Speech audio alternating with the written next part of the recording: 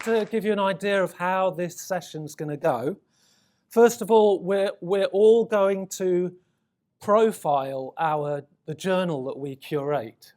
Just 5 minutes or so. I mean, and then we can get into more detail later on. And then we've got about 5 different sections that we're going to do. And at the end of each section, we're going to have questions. So we'll talk for a bit and then come back and ask anything. It's going to be quite interactive, we hope. So the sections are, first we're going to ask the big question of why are journals important, you know, like big picture stuff. And then we'll go a little bit into more detail about the nuts and bolts of journals, editors' jobs, editorial process, and a little bit of advice for prospective authors, so a bit of encouragement as well.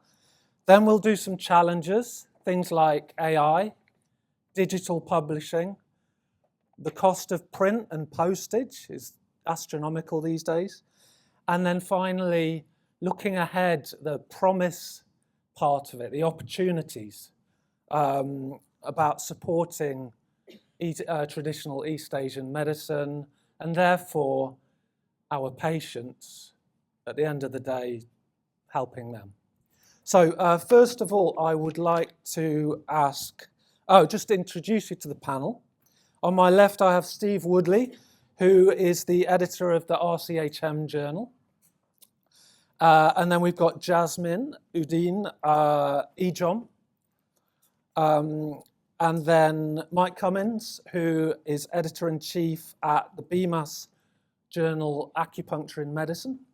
And then we have Wu Di, who looks after the ATCM journal, and he's just got in from a terrible traffic jam, so be gentle with him. So here we go. I'm going to pass straight on to Steve to tell us about the RCHM journal. Okay, well, it does pretty much what it says. It's the Journal for the Register of Chinese Herbal Medicine. We are quite unique in that we're one of the only journals that specifically focuses on Chinese herbal medicine rather than herbal medicine generally or Chinese medicine as a whole. And, well, we publish almost anything that's of interest to our members that is related to the practice of Chinese herbal medicine. Right. Ejom, some of you have already heard me speak about Ejom on Friday, but I'll just many of you don't know the history. I mean, Ejom predates the creation of the BACC, and 5 associations that met as a forum in the Council for Acupuncture, the BACC sort of precursor, decided that they would give up, some of the associations produce their own journals, which are really sort of alumni society journals. You know, the colleges, the society was an alumni society, and they produced their own journals. 3 of them did this. And they decided that they would give up their journals in order to produce a common journal as a way of expressing greater unity within the profession. And so that's how Ejom was born. We decided to call it the European Journal of Oriental Medicine, hoping that we would be a focus for Europe at the time, because we were in the EU. And in 1993 was the year of the Treaty of Maastricht. And in this treaty, there was going to be greater cooperation beyond economic cooperation between countries. And we thought that legislation may affect education more broadly. So we felt that we needed to have a European focus. And as time went on, that European focus got more and more concentrated to more political union. But we, obviously, as that began to happen, diverged from Europe. So although we still have the title and we still aspire to be a forum for a wider group within Europe, we realized that, you know, we were always mainly going to attract English-speaking authors.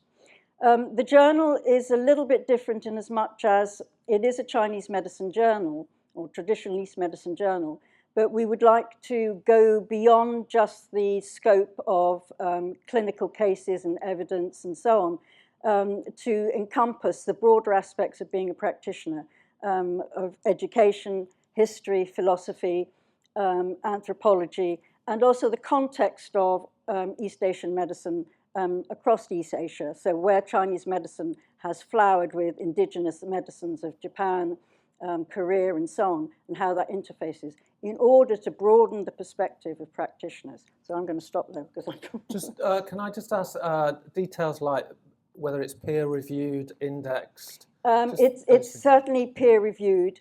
It's not indexed. It's very hard to get indexing for the humanities space that we kind of occupy, but it is definitely peer-reviewed. Yeah. And it's BACC members that get it. BACC members have it, well, because you pay for it, you get it. It's now gone digital. Up until 2019, it was print, but we're going to discuss all these things in future topics in terms of cost. So we are digital. And the major change that's happening with EJOM, having been a separate company most of its life, although it was predominantly funded by the BACC plus advertising and money from subscriptions, we're coming back inside the BACC, reintegrating into the parent company, our main financier, mainly actually to broaden the possibilities of its expansion. It became actually increasingly difficult to function as a separate body with the funding that we had, and also the organizational capabilities that we had, which we couldn't expand on our current funding. And so going back into the BACC, we have much wider access to the whole staff team to be able to promote the journal, and also to reflect in many ways the aspirations and philosophy of the BACC, but at the same time be absolutely rigorous about editorial independence.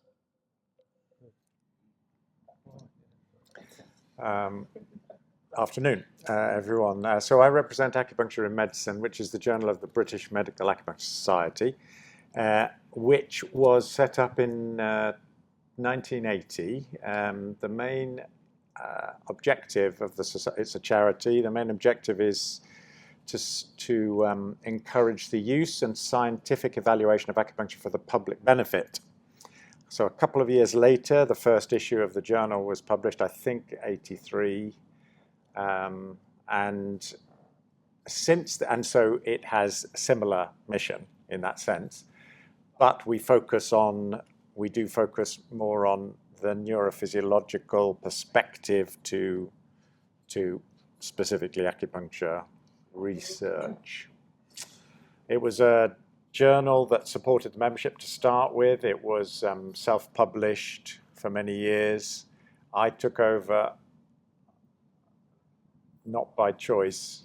Mike, we'll do that, won't we, Mike? Said a senior member on the board. We'll do that, won't we, Mike? Which meant that's when I got involved in editing the journal in 1999. We were self-published, and I used to sit next to a page setter for a week at a time for each issue. We've gone through various iterations, and I've had some very good editors-in-chief for the last 2 decades. And we were published by BMJ Group and then Sage. We're still in paper, but we're essentially online for most people only, which saved us huge amounts of money recently. We're listed on lots of things. Impact factor is 2.6. Oh, that's quite good.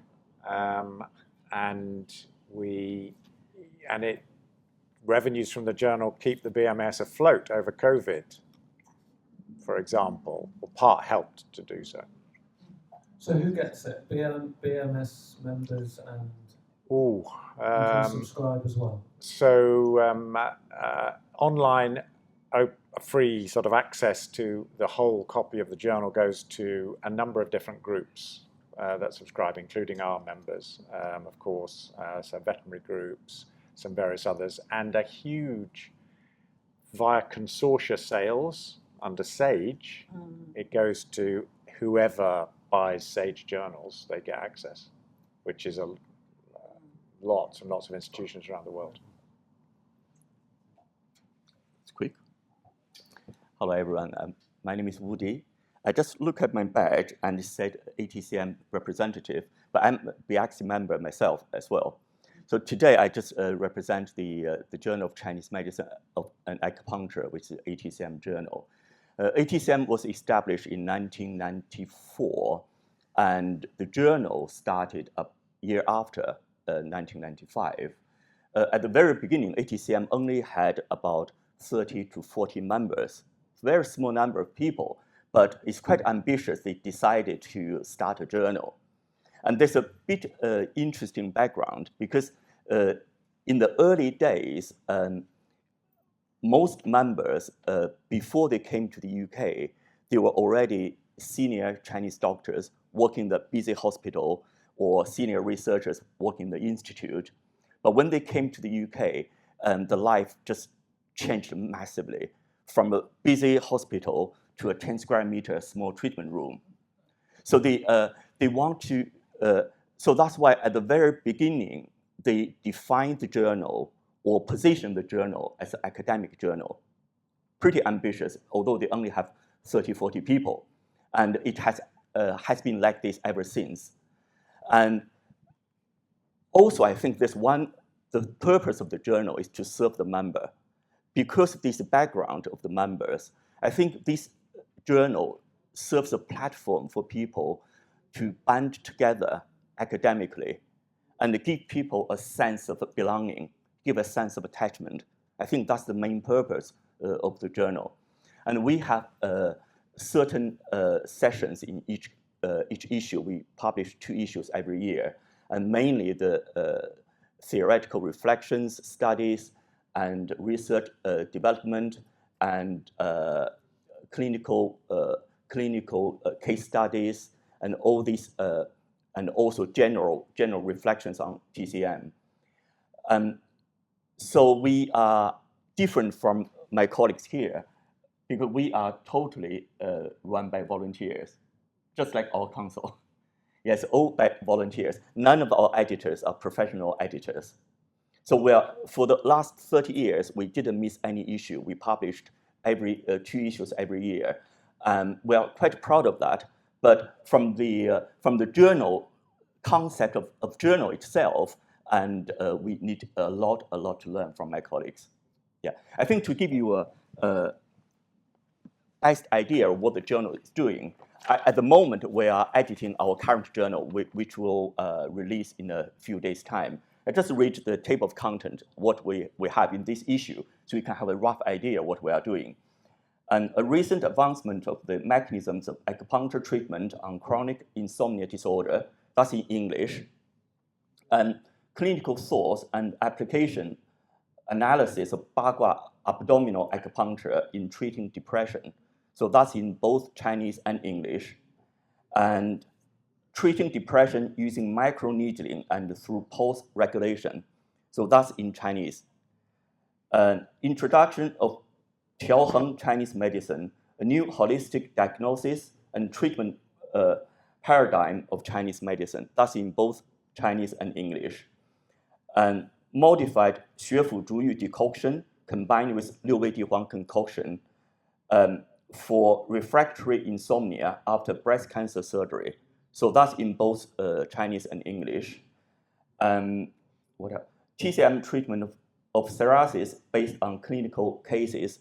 That's in Chinese. That's from Dr. Zhu. He's sitting there. And there is an English version as well, but there's no space for this issue, so we'll probably publish the next one. And the next one is the clinical application of 炙甘草 decoction in both Chinese and English. And the last one, the clinical significance of the nourishing in and enriched blood formula series in treatment, reflection on studying Danxi school and theory of nourish in. That's from our fellow member, Dr. Dan Jiang. She's also published one for fertility, as well. and that's in Chinese. And also sometimes we invite people from different areas for different special topics. For example, at the moment we are applying for accreditation from PSA, so we try to promote members' awareness for some important topics. This time we have from our PPC committee of the council, there's a professional boundaries in traditional Chinese medicine practice, ethical principles, regulatory context, and fitness to practice. So that's basically to promote the members' awareness of important issues. And for the first 10 years of the publication, the journal was all published in Chinese because most members were Chinese. I think from 20 years ago until now, the journal was in bilingual, just some articles in Chinese, some in English, and some in both. And so that's about it. Oh, we are in the journey of the peer review, partially, I would say, not systematically, but we have an advisory board formed by our academic committee and research committee of the council to control the quality of the article. And this probably we can talk about later. The peer review is very interesting thing, how you balance to attract people to make a contribution and also not to put people off. Yeah. Okay, Thank you. Thank you. I think that gives a really good idea of the different pressures and different circumstances of all these different journals. I'll just say something about, I edit the Journal of Chinese Medicine. Hope you're familiar with it. We're 47 years in. Peter Dedman, who's next door teaching Qigong, started it. And I've edited it for almost 20 now. And we've got a very simple remit, which is simply pragmatic clinical utility. So if an article is going to help practitioners in clinic, it can be published. If it doesn't, it won't get in. So, you know, we can get a little bit of philosophical meanderings in East Asian philosophy, for instance. If it doesn't end up in clinic, we tend not to publish it. There are other journals that publish those kind of articles. But it's quite broad, the articles we publish. So from very abstract, poetic, there's one we're on issue 141, which comes out in June. It should pretty much be landing on doormats. And we're still print, which is to be celebrated, but potentially problematic. But we do sometimes physio style or sort of orthopedic acupuncture, more esoteric, abstract approaches to acupuncture, very kind of qi-based, interviews, literature reviews, and a very small amount of primary research, but very small. Because, you know, for people that have taken the effort to do a clinical trial, arguably they're better off trying to get it in a journal like Mike's because it faces so many different people rather than just facing us lot, you know. So in the words of Volker yesterday, the JCM is kind of proud to be a minestrone. It's quite broad. We're not indexed because simply put, a lot of articles would not see the light of day if that was the case. And one of the USPs of the JCM is we give a lot of editorial support. There's me, I've got a couple of sub-editors, but if a practitioner has an article but they're a brilliant practitioner, but they're not so good at writing or organizing their thoughts, we can help them get it to publication. We're not officially peer-reviewed either. We are unofficially peer-reviewed, which means that I'll reach out to experts in a field when I don't know, when I can't judge an article. So recently we had an article written by a group of Italian doctors about, is a literature review on autism and acupuncture. And I sent it to someone who I know is an expert in this field and is autistic, who pointed out that a lot of the language being used was not, what's the word, like autism positive language. They reviewed it, changed it. It's now a great article. It's coming out in the next journal. We also do news, the latest news, all about East Asian medicine. Anything like acupuncture research, herbal, qigong, tai chi, and so on. And we're free. I mean, we're commercial in a sense, so we're not tied to a membership. And it's, you know, but we are tied to the fact that people want to read it and they're going to pay for it. So, you know, it's an opportunity and a potential problem. So that's the JCM. When you said you were free, you mean free to... Free to do what we like, you know, in terms of, like, literally... Not free to read. We don't have, like, criteria that are limiting, other than the one I shared at the beginning, which is if it helps you to practice acupuncture, Chinese medicine, come and publish. So that's the intros. Have we got any burning questions before we go on to just think about the big picture stuff? Yeah, if you can use the mic and also speak into the mic, it would be help everyone hear it. Yeah, this is a question for Jasmine. Yep. And I just wonder, because you mentioned that you're particularly looking also at the traditions of East Asian medicine, not just CCM, but have you ever considered changing the name? This has been, should I take a, yeah. Yes, we have. At the time when we first started talking about creating EJOM, this was in 1992, and the first issue came out in 93. And at that time, the term Oriental did not have the connotations that it now has. And so what we understood as Oriental at that time was in opposition to Occidental, you know, so it was about where it was and so on. And of course, it's a much more loaded political term now. And so it's always a very difficult thing contemplating name change, because you have a brand and people recognize you by your brand name. And so making the change is always on the cards, and yet we haven't quite decided what that might be. But it's certainly something that we are thinking about. This might be the perfect time, because we're going into the transition into the BACC back home, in a sense. So that is a discussion to be had with the wider group that we have now within the BACC, because it will be much more clearly flagshipped by them. So yes, we have, to answer your question. Have I answered it? Yes, you have.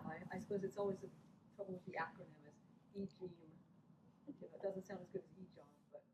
Yes, I know. There's all that there. I mean, we've taken a number of different over the years in our back pocket, a few other domain names, which we've kind of kept going, but they do still all, you know, have EJOM really in their title. But nonetheless, I mean, that we have been thinking about it for quite a while.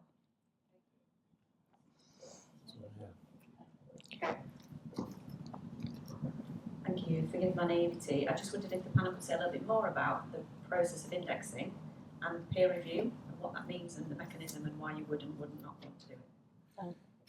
Thanks for the question. Can we park that, because we are going to get onto that. We're definitely doing that. It's an interesting area. Okay, so we'll move on for now. Why do journals matter? Why do these journals matter? Wu Di? Well, I think that's exactly what I said at the very beginning. And for, I think different journals serve different audience, different readers. For my journal, our journal, I think serve our members. They need identity. They need a kind of belonging. they need to. That's I think the most important thing we worry about. That's also maybe later for about indexing or not indexed. It's all depend on what you want the journal, lead the journal, what the direction is. You want it more recognized by wide audience, or you want to recognize by your members. Yeah. Any other panel members want to take that one on? Well, I'd like to say, I suppose, a bit about EJOM because it is funded by BACSI members. There's always been a feeling, because we were 5 associations that came together, that we would need to be able to publish a reflection of the interests of the membership. And we knew that, you know, there were a large number of 5-element practitioners. There were people that were into stems and branches. There were TCM practitioners. There were people that were interested in research, and so on. So a very broad mix. And we were always aware that we had to, that there was an obligation on us to meet that need. Because it was also a way of trying to unify the profession. If in fact we had produced this common journal and then left one constituent out, that wouldn't have served the purpose of the journal. So it was very important to create a home in very much the same way as Wudi is saying for his journal, for us to create the BACSI. In fact, you know, it was the two organizations, the BAB and EJOM, both precursors to the BACSI, of the different groups working together that helped create the BACSI, made it possible for us to see that it was quite possible to work together. We didn't have to retreat into tribalism. We didn't have to pit ourselves against each other. We were all able to learn from each other, hopefully, and create a unified profession but maintain the diversity. It was a really important concept for us. That's interesting, because that's 2 journals that have this kind of unifying community aspect to them. Mike, what do you have a perspective on not just why journals matter, but why they're important? You know, why they're important overall. I guess when we started,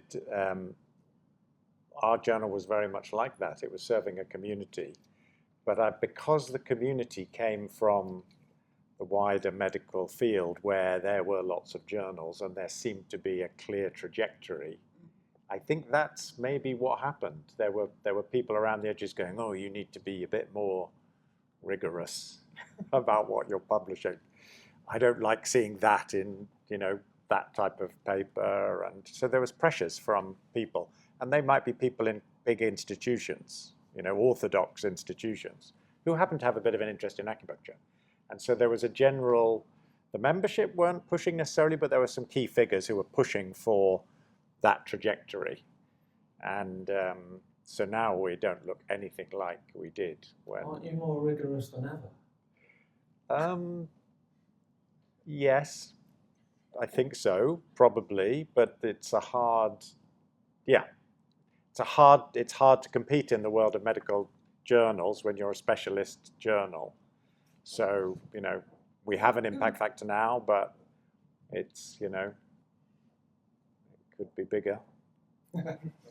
Yes, but for acupuncture, it's quite good. I mean, you know. Well, it's the top. Yes, exactly. It's the top one in that. If you look narrowly in that field, but the whole world of publishing has changed so much in that time. Stephen? Yeah, I think the fundamental purpose of any journal is to be transmitting information to someone. And in the case of most of our journals, it's transmitting through our membership, and like everyone said, creating a community. In the case of the RCHM journal, I think it serves a particular niche function because it's doing something different to what a lot of the peer-reviewed sort of scientific journals, which you can get lots of information about herbal medicine from. What we tend to publish is something that is perhaps more practical and of interest to our membership, and varies across the board, from things like some reviews of some of the scientific literature to things like translation pieces of some classical texts. through to things like updates on the political landscape, and even things like the botany of growing the herbs and things in the UK, which are not something that you're likely to find in scientific journals, at least not without being a professional botanist and searching very hard to try and find this. So that's really what I think our journal does, is it creates a space for the community to communicate with each other and take some of the ideas from the specialists that we have and translate them into something which the membership can use. Okay, yeah, got it, thanks. All right, let's talk about the elephant in the room, and just look under the bonnet of journals to, indexing an impact factor and peer review. And I was chatting to Mike earlier, and I'm just fascinated by the complexity and the hugeness of this process. So could you just tell us what it's like, what it involves? I'm not really sure exactly. When I took over, we weren't indexed. We were indexed. So indexing is about lists of journals. So there are various databases that list people. So you say you're indexed on all sorts of different things. There's one that everybody was after, which is ICI, which gives you the impact factor. Clarivate now, they're not upfront and clear, but there are various things you need to achieve in order to get indexed by them. I've forgotten the list of things. We were getting pretty close, and we were jockeying for position to think, let's make a submission to them. Unbeknownst to me, the previous editor I took over from had already done it. So within the first year of me being editor, we were indexed. And I felt a bit bad in a way because I hadn't done it. But you basically apply, and you need certain criteria. You need to be regular. You have to come out when you say you're coming out. You can't afford to be late, like we occasionally used to be. Like, oh, let's miss this one for this year, because we've got nothing to put in it, when I'm trying to push the number of issues per year. So, but you have to be on time, as I remember one thing. Peer review is a requirement, and there are a whole string of other sort of requirements for it. Do you pay for it? No. No. I mean, not officially. I don't. What I mean is, I don't know if our previous editor took anyone out to dinner. I think it's highly unlikely because of the size of the organisations we're talking about. But no. And do you get paid for it? Is there a... No. Not directly, no. It's essentially... It's all a bit So when I say not directly, I mean if you have a high impact factor, you get different submissions. Your submissions change. As your impact factor goes up, you get better and better quality articles sent to you. So that's the advantage. It depending on what your aim is. But yeah, so I mean things are wholly different now. 25 years since I first looked at what was coming in. I mean, I think the first journal I was in charge of, I wrote half of it myself, which isn't really allowed. I mean, you get someone else to look it over, but look over those papers, yeah. So, and what about the any of you, the editor's job, organisation? I know Mike has got a special bit of software that does all that, because peer review, sending it back and sending it to a peer reviewer, and then it coming back and it needs revisions, and that's just one article. So. Yeah. I don't own that software. That's Manuscript Central. It's called Scholar One to us, but lots of journals use the same system. There are different systems. That's probably the most commonly used one. I mean, it doesn't do everything for you, but it does a lot for you. It suggests peer reviewers. Obviously the manuscript is managed. It's tracked, and it's quite a complicated system to get used to using. David Carr is our editor-in-chief. I've taken over as of a few weeks ago, unfortunately, as he has to step down. And he's training me in this system now. And I'm amazed because he's been doing all the work the whole time, despite the fact I saw every paper in the journal. I only saw them after all the work had been done, at the very end. And now I see all the stuff he has to do. It's colossal, incredible. And my first paper, I thought, okay, this is a good one, and we're going to have this one of the list that are coming in. And I was excited about it. And he said, okay, now this is your tutorial, pick peer reviewers. So I selected 10 peer reviewers from the suggestions, and off it went. Nothing happened. And I got an email saying, you haven't got any peer reviewers yet. I'll go, okay, and I go in and look at the system, and they've all timed out, time expired. I have to invite another 10. And I think, God, I'm going to do this again. I'll just invite 20. So I invited 20. So then I got an email from David saying, you've invited 20 people to peer review that paper. What if half of them say yes? You can't invite that many in one go. I mean, you can, but don't. I wouldn't if I was you. And I'm now up to 40. And I have no peer reviewers. This is a really good paper. And I can't get anybody to peer review it. And David said, oh, don't worry. What do you think his record is? 160 to get 2 external peer reviewers for one paper. Part of the problem is the expansion of journals and the requirement for peer review. And if you have ever published anything in your life, your name is out there and you will be getting requests to peer review, amongst other things. You'll also be getting requests, watch out, from fake journals to write in the journals and, you know, requests and all that sort. David has got templates for every letter you could possibly imagine you want to write to an author. Yeah. And I just have to select them down on the list. He goes, oh, you select this one for this, this one for this, this one for this.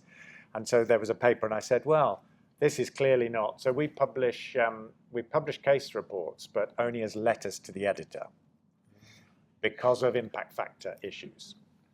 Because we want to be able to publish case reports, but we don't want them to drag down our impact factor, so we publish them as letters. And they don't get picked up then as in the denominator. Numerator or denominator? Denominator, probably. Yeah. The lower one. Yeah, Yeah. Denominator, yeah. But there's limitations then. So he's got one that says, okay, fine, if you want to send us, it must be a letter. So maximum number of words, maximum number of references, maximum number of tables. And you just go tick, and it goes back. So this one I saw, I thought, okay, well, I'll just do that. And then they bounced it back within 2 days and resubmitted it, filling all the criteria. And then I went, now I feel guilty, David. I actually don't want to publish this. This wasn't something I was particularly enamored with. There isn't much acupuncture in it. It's more, you won't know what it is. It's more of this big proddy thing they're using, a big stick, a big black stick. I've never seen it before. And then a few needles around surrounding some dragon, and then a big black stick, mostly massage with a big black stick. I thought, not really, mainly acupuncture. And I should have just rejected it straight away. But instead I said, oh, it should be a case report, should be like this. And David said, yeah, see, no, something you've learned. Make the decision straight away. So there are all those type of things. Yeah. And then I can go into details, obviously, about if it's a clinical trial, there are certain things you need to check straight away in terms of registration, based on the Declaration of Helsinki and, you know, all that stuff. And we cannot publish if the first patient to be entered in the trial is prior to the date of registration. So you have to have registration, and then the first patient entered in the trial must be after that. And if that's not the case, we are not allowed to publish it. So you don't want to waste your time going through peer review, et cetera, and revisions if that hasn't been checked right at the beginning. If it's animal research, David has trained me to look for the method of euthanasia. If the method of euthanasia doesn't fulfill the ethical guidelines that we follow, we can't publish it. And so we have to bounce it straight away. Often that isn't stated, so there are special templates David set up for, you haven't said this, please resubmit with the details of euthanasia. And there's a whole complicated list depending on which animals are involved. I mean, I'm just learning this now. You're only allowed to use certain methods for certain animals. And some, you know, and so that sort of thing we have to check right at the beginning for any animal research. Thank you.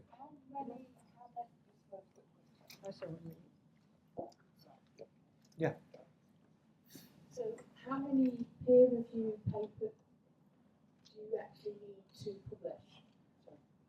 How many do we publish per year? No, how many, so if you get a paper submitted, and obviously it needs peer reviewing, how many people do you need to peer review it in order for you to publish? So you need 2 external peer reviewers for most original articles. You can have more. The big journals tend to have more. When I say the big journals, the big medical journals tend to use more because they can get more, because peer reviewers want to review for them. But they don't want to review for us. Not many do. We're not that, you need to have an impact factor of, yeah, at least 2 figures. Can I say something about that? We are peer-reviewed, but ours is a much simpler process. Because as Mike has just described, doing it through this more formal process is a bit of a nightmare and quite complicated and not necessarily likely to bring the success that perhaps we would as a community want. So our peer reviewing is much smaller scale, in as much as one of the ways that we thought we would maybe find that easier to do was to theme each journal so that there would be a topic that, there would at least be 2 articles in each journal around. And that way we thought, first of all, we would be able to get submissions. Our submissions come in 2 different ways. We commission, and we also get non-solicited articles. If it's on the theme and we've solicited it, we have said, oh, I think so-and-so might be able to write an article on this, and you ask them whether they would be interested in doing so, then the editorial board itself, because we've solicited it and we know what the theme is, we tend to peer review amongst ourselves. And one person from the editorial board will work with a particular author as well. We choose to work with one author or several authors, and then we continue to work with them. If it's unsolicited, we generally send it out for external peer review. We have in the past sometimes been able to get 2, but most of the time we only manage 1. But we anonymize it both ways. Our community is too small, I think personally, to submit the names of anybody. So we anonymize the article, we anonymize the peer reviewer, the comments get sent back. An author obviously is free to take up the points raised or not. But what I would say in relation to the process of peer review is that the articles are far better for the process. They are really improved.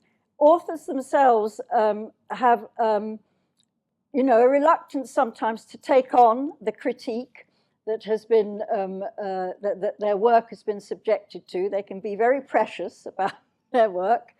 But nonetheless, with the support of the editorial board, you do have to nudge people into taking it seriously and cogently arguing why they have rejected a point that has been made. And if they can do that, well, then that's fine. Then we as an editorial team will be happy with the fact that, that is addressed. And then we would want that addressed in the article itself. So even if, they don't take it on board, they must somehow have covered it in some way to be able to offset that criticism. The issue of indexing is really complicated. And we've had the situation where I have solicited an article from an expert. In this case, I'm going to talk about one example, which was an oncologist who had studied Chinese medicine and who I'd first seen at a conference in the Netherlands, in fact, doing a talk on breast cancer. And I wrote to him and I said that I'd been really impressed with the work that he presented, and would he be interested in writing this up for EJOM? And I explained who we were, that we were more or less the journal of the BACC, that we, had 3,000 members, and we did this, and, blah, blah, blah. And he was very keen to write. And so he actually wrote an article on lung cancer, on his work with lung cancer. And he wrote it in conjunction with an author in the States. And it was quite difficult to put it together because, he was in China at the time, and this guy in the States, and trying to do the time zones. It was actually quite hard to get the thing together. And I was working with both of them to try and get this into shape and so on. So it got published, and he was thrilled that we'd published it, and he loved the way it looked in the journal and so on. And on the basis of this, having seen it in the journal and having worked with us, he offered to write another article for us, this time on obesity. And I said, that's great, because our next issue is going to be on diet. So thank you very much. Then, about a week or two later, he wrote back to me and said, I can't find my article on PubMed. Where is it? Right? And I said, well, actually, it isn't there, and you won't find it there. Well, he said to me, first of all, I'm going to withdraw my article on obesity. If I'm not on PubMed, I don't exist. That's how he saw it. I can't be found.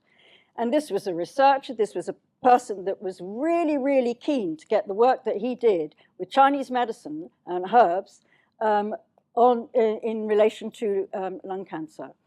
And I said I was really sorry to hear that. I had never not indicated that we were on PubMed or not on PubMed. I just told him who we were.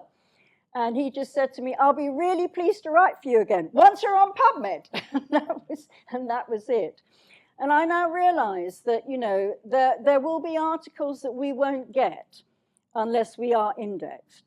And I've come to accept that up to a point, because I think that indexing, as Mike has described, is actually quite a complex process. And in some ways, the whole process runs away from you.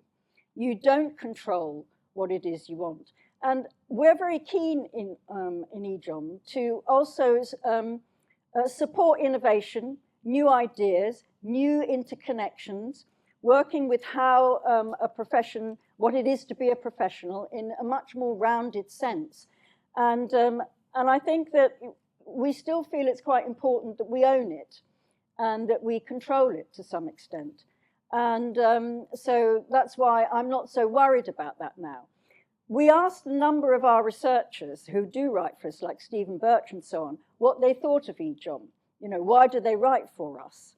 And one of the interesting things that Stephen said was that as a researcher, he wouldn't submit a real research article to us because, he wants to get research money. He wants to be seen by particular groups of people out there. So he wouldn't write those kind of articles for us. But if he wanted to talk to us, his colleagues and the profession, he would choose EJOM first and foremost. And that was a choice. He knows where he has to publish. And the same is with Beverly de Valois and her work on cancer. She does the same thing. She writes a different article for us and a different article for where she needs to get her research published and where she needs to go. And I've come to live with that comfortably. Maybe over time, we may change that. But I think that in terms of the resources that we have and the community that I feel we serve, I think at the moment we are okay where we are until such time comes as it's not okay. And some nudging comes from elsewhere that has to be moved in a different direction. Can I just reflect there about the different types of evidence that are being served by these different articles, different journals, and say a little bit, a defense of the case report. Chinese medicine has a huge history of case reports as a primary way of not just sharing information as like evidence, but like Ye Tianxia, his kind of methods were in his cases, so a way of teaching principles. And I recently watched, there's a great video on YouTube of the father of evidence-based medicine, talking of, he's gone full circle, N of 1 trials, because they tell you that that treatment works for that patient, and therefore he believes we should upend the hierarchy of evidence and have case reports at the top. And I'm really pointing this out because all of you here can potentially share with the wider community your work, your understanding, and move the profession on and support your fellow practitioners. So yeah, case reports are, there's one case report that I often use as an example of when people say, I want to write a case report. And I told Marzin last night that he wrote this one on ulcerative colitis. It's a herbal one. And what he does is he takes 2 cases and he uses the specifics of the case to illustrate the principles of Chinese medicine in action. So the use of herbs,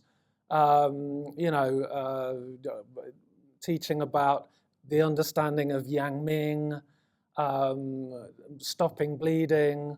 So it goes from the specific to the generic, and therefore you're not just reading it and saying, oh, Marzin's a good practitioner, he can treat ulcerative colitis. You come away with an understanding of ulcerative colitis and the Chinese medicine treatment of it and diagnosis of it. Danny, who's the father? Oh, EBM father. There's a few. Yeah. It's Gordon Geert. Gordon Geert, right? Yes. Yeah. And when he says N of 1 trials, he might not be talking about pure case reports. So N of 1 trials can involve random selection of treatments in the same patient. Sure. I don't know whether he's talking about that. That's yeah. But I would like to encourage you, yes, to publish. Those of you who haven't or scared to, don't be. You have to do it one time. Peer review is terrible the first time you get it.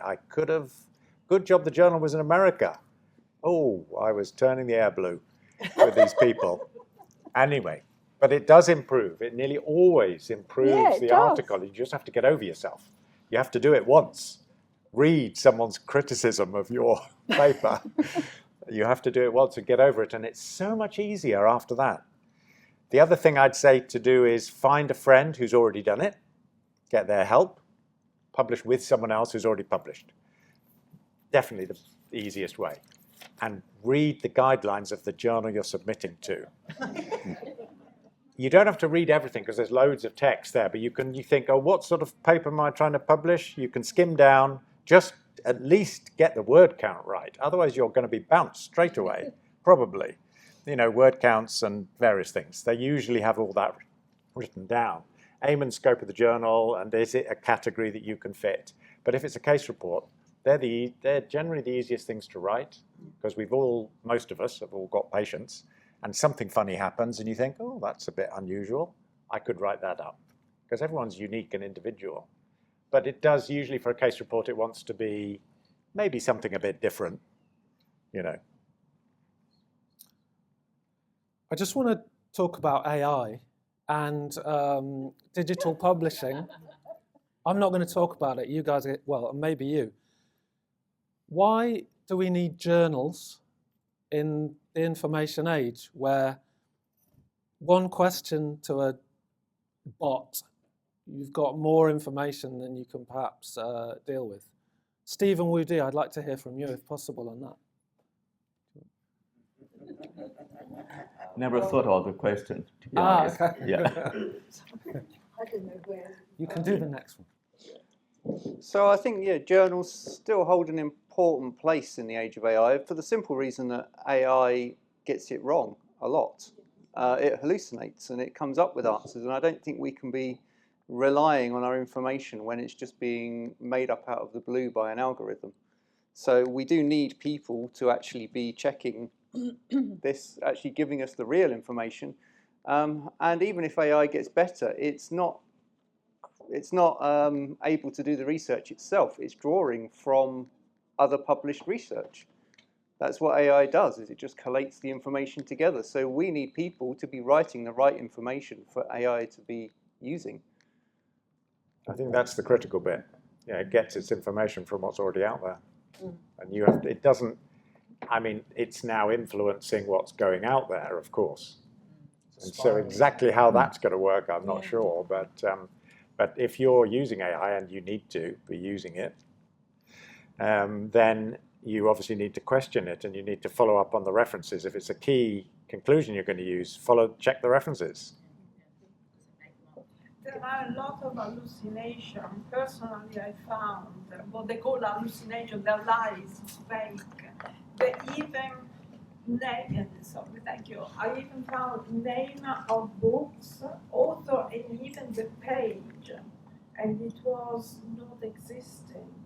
So I really, I became very worried about that. So it's like drug side effects. yes. You know, if you want to use a drug, some drugs, yeah, pretty good. They can, but many of them come with side effects. And AI is a new sort of tool. It's incredibly useful, But that's one of the side effects. These are, and we're still not working out all of them, but you can sort of get used to some. Yeah, we tried AI on cheese, and we said you can get red Leicester and blue Buckland, and we said, what about the Swansea orange? Oh yes, you can do that. And it proceeded to invent cheeses. We got spat. I just thought, right, well, I don't know what this is, but I'm not doing this again.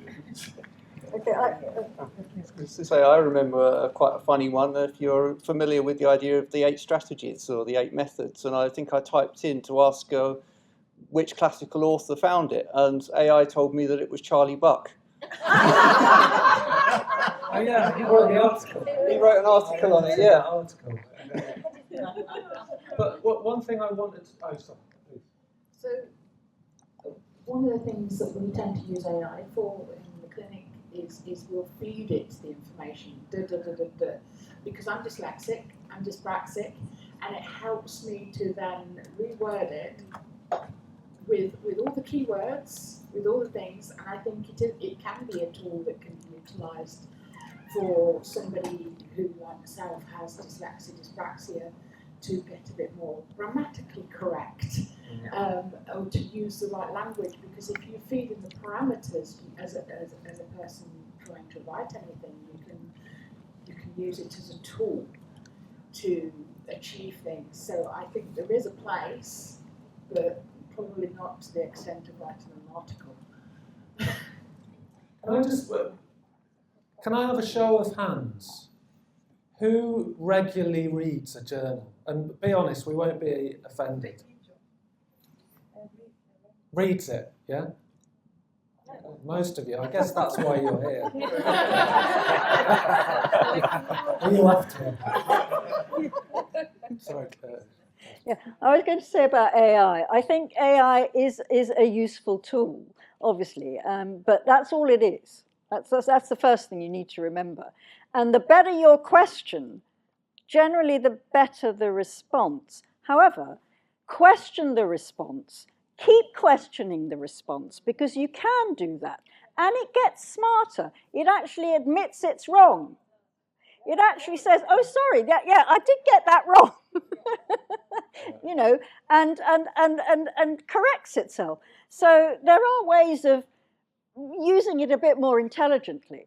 But one of the things that I personally feel about why you should read a journal and why you should actually go through a more complex set of arguments and discussion about something in greater depth is for your own sanity and the preservation of your own brain cells.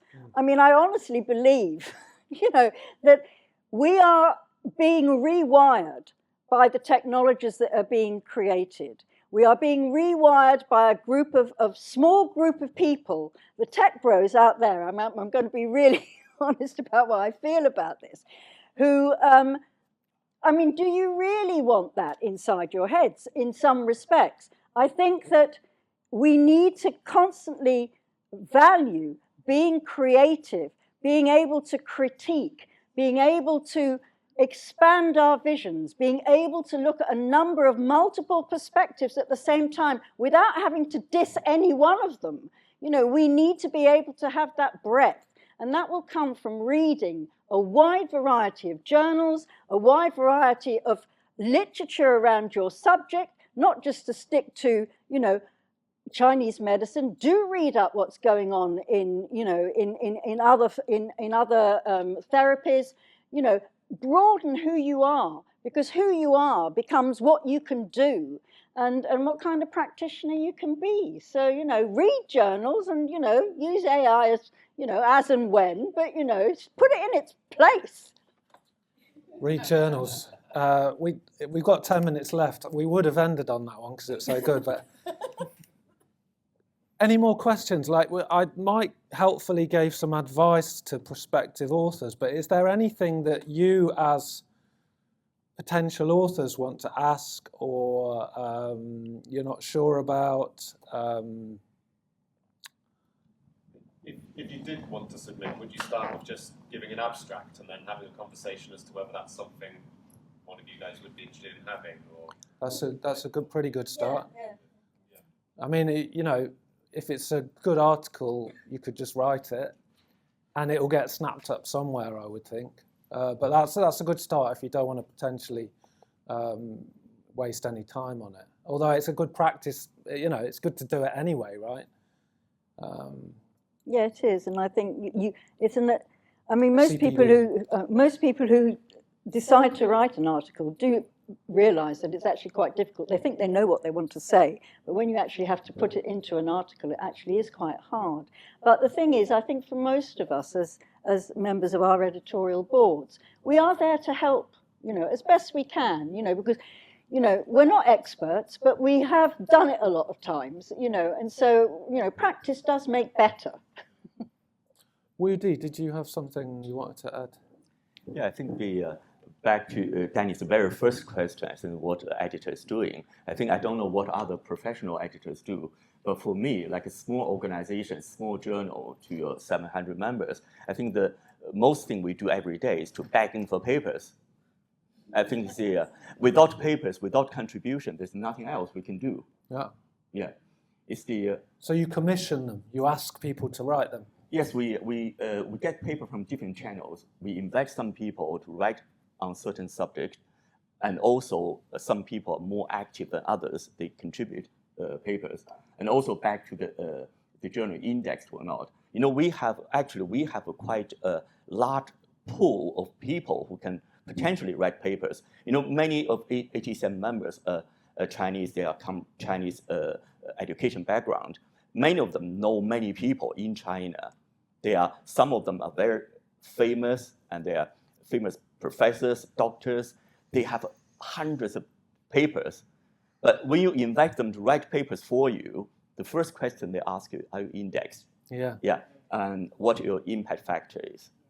So but if you, that's back to my comment earlier, you know, whether you make all your effort to please authors to recognize you, to write paper for you, or at the end of the day, the paper they submitted to you is all from evidence-based research and all the very fancy research, and your member are not interested. Mm. Yeah, so that's really a question, really a balance you need to consider. It reminds me of some years ago, there was these huge German trials, the Gerac trials on back pain, where basically it was another trial that says shams pretty much the same as Verum acupuncture. And so as an acupuncturist, it really left one nonplussed about the use of it in the clinic. And I would contrast that with, we had an article written for us by a guy, Whitfield Reeves, who's he's very traditional, but he's kind of orthopedic. He's a musculoskeletal guy in the States. and it was on back pain, and it was kind of a protocol. I'm not a huge fan of protocols, but my God, it works. It's basically Yao Yan, gallbladder 30. Don't really bother so much with the Huatou points. I mean, it's because he's done it 1,000 times. He knows that it works really well. It was QL muscle, release that, release the glutes and so on. It works really well.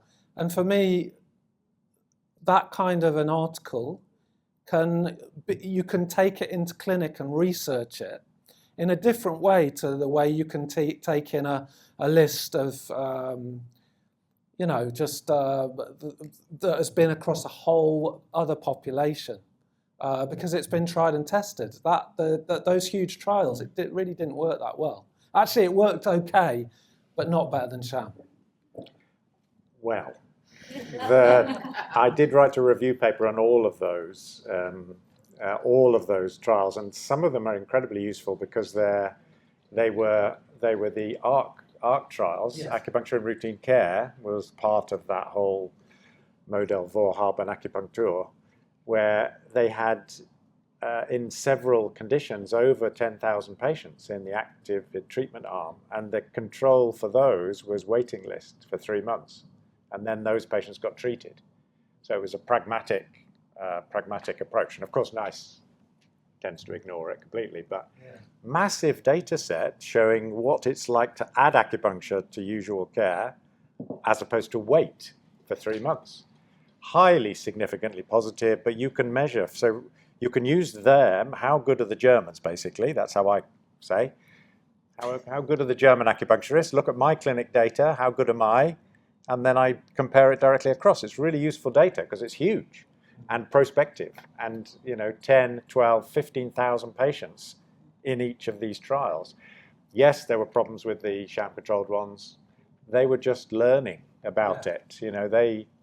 They had to take the first fall of realizing. But the GERAC trials had a conventional care comparison, and sham acupuncture was nearly always better than that. Yes.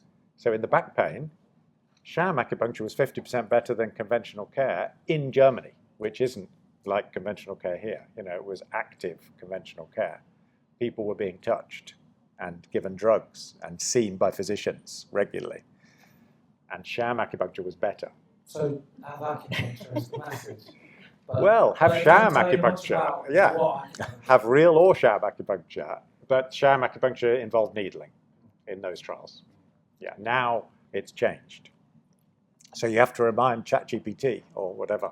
You have to remind it to look and see what sort of sham was being used instead of just saying all shams the same. So we've just got a couple of minutes left. Let's have your question. I really appreciate meeting you all today and listening to you. I feel a bit stuck because I've done a couple of. I'm not a researcher, but I've done two sort of in my mind research-based sort of trials in my local area. One with a neurological group doing online acupressure, and another sort of 5 Palms Qigong group separately. And I've used those sort of standard forms where you get people to, fill them in before and after, and then some sort of quantitative reviews. But I've just got all this data, and because I'm not a researcher, I feel it's just there, and I'm sort of stuck. So if I wrote something up, but I just think it's like the statistical stuff or using, I because I'm not part of the university either now, I'm like, I don't know, what would you do with that? With this information, because it's worth putting it into something, I think, That's where you need to find a friend. I was going to say exactly the same thing. Where you need to find a friend and then check. And you just need to check the details, obviously, of how you've done that research. And most important is the ethics issues. So some journals may I know it's not a trial as such, it's just like a local. But you need to make sure you write it up as if it's surface evaluation, something like that, a type of audit. Yeah, as soon as you say, oh, this is a prospective trial, which it could be described as, before and after, they're going to want ethics. So you do have to you have to be careful how you describe it. Yes, you should write up your data, but just be careful how you describe it in the first place. So you're her new best friend. I had an article that I wrote that they didn't like my research method. It was very qualitative, so it wasn't accepted because it was qualitative methodology. So I had to write it as research notes. Yeah, and that's how they got around it. So it wasn't a piece of research; it was research notes. But as far as I was concerned, it was a piece of research. But so there are ways you can do it. Yeah? Right, So it's just sharing stuff. yeah, so it was research notes. I think it was. You could submit it to eJob, written up. We support budding researchers, but we use people like Mike as peer reviewers. So there's a way. I'm really sorry. We've gone over time, and I think people have trains and so on. Thank you all so much for coming. Thanks to our panel.